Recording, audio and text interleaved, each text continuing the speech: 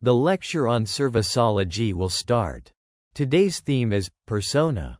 It is a typical model used to simulate user reactions to a product. So, let's get started. This page provides an introduction of persona. Its origin is that the word persona derives from Latin, where it originally referred to a theatrical mask. And C.G. Jung, who is a psychologist, referred to the external aspects of human beings as personas. Its significances are: knowing user reactions to a new service before it hits the market allows for advanced improvements. However, because this model is not a computational model, its simulation requires a qualitative discussion based on the user's image. The persona model has been criticized. First, when looking at the methods used to create and simulate persona models, it is not clear how they relate to actual customer data. Second, the simulations are influenced by the subjectivity of the modeler. As a result, the results of using personas cannot be immediately trusted. To increase the validity of the results obtained from using personas, a multifaceted perspective is necessary. However, from the perspective of current technology, personas remain a powerful model for predicting human preferences. We will explain how to create a persona. First, please define the purpose of the survey. In this example, we assume that the purpose is to find out what kind of apps users in their 20s and 30s use most often, and to design a suitable graphical user interface for them. Here are the steps to creating a persona. Requirement definition. The setting of this definition may be revisited many times, as it includes hypotheses, and the conclusions can vary greatly depending on this setting. User categorization. Here, we define 4 personas with male or female, and engineer or office worker. Survey. In the survey, we would look for the frequency of app use and finger movements. This is for evaluating usability. For example, auto log of touch and video, questionnaire, etc. Analysis. We would analyze the above data using statistics and machine learning. Considerations. From these results, the preferences and habits of the 4 personas are expressed in writing, each on a single sheet of paper. The effectiveness of this method will be enhanced if a virtual face, like an illustration or a photograph, is attached to each persona. As I have explained so far, it is necessary to consider the attributes of your users in advance and conduct appropriate research and analysis. Let's consider the next example. In this example, the purpose is to advertise an apartment under construction to young families raising children, and to create a persona to serve as a reference for what kind of brochure and website to create. Here are the steps to creating a persona. First, we should prepare photos of young families.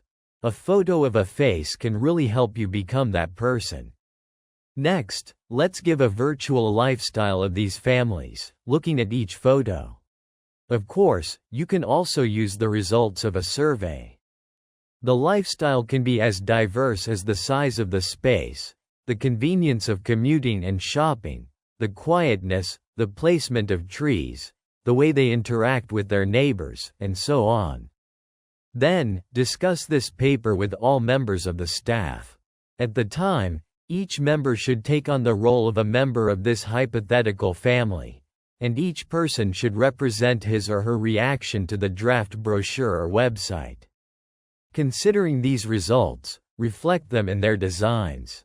Let's suppose we have conducted research and analysis based on the above items. Here is an example of a persona derived from the previous results. Note that in practice, more detailed content is required. This is just an example. There is a family of 3: Lucas, Olivia, and Emma. Lucas's attributes and preferences are as follows. He is an SE for a large company and takes pride in his work. He wants to take care of his family, so he tries to go home as early as possible. He now prioritizes his wife's work over his own hobbies, taking an active role in the household to support her work, and also to keep his daughter company at play. Olivia's attributes and preferences are as follows. Her busy nursing career allows her to spend more time with her family. She also likes to tend to her yard and socialize with her neighbors. She believes that living close to school is good for her daughter's development. Emma's attributes and preferences are as follows. She likes to play with stuffed animals. She is also diplomatic, likes to play with friends, and is very active. Household income is shown here. From the personas, reading through the persona model, you play a role as a persona, getting into the character of each person. i.e., you pretend to be a certain person one by one. Then, you give the persona's opinion of what kind of home they like to live in.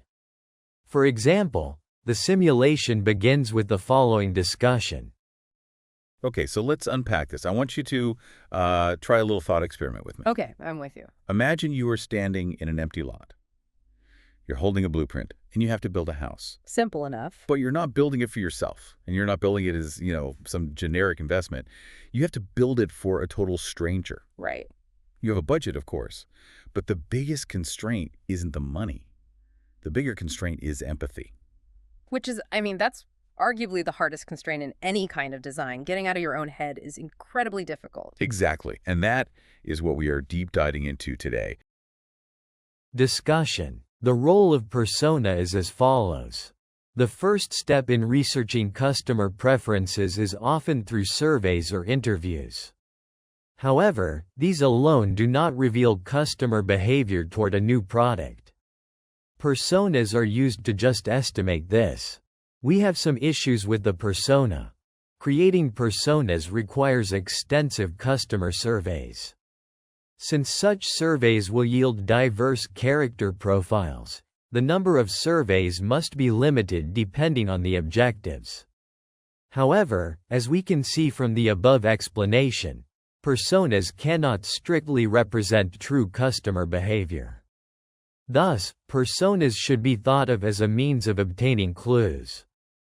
Thank you for watching. This lecture ends here. Please watch for the next lecture.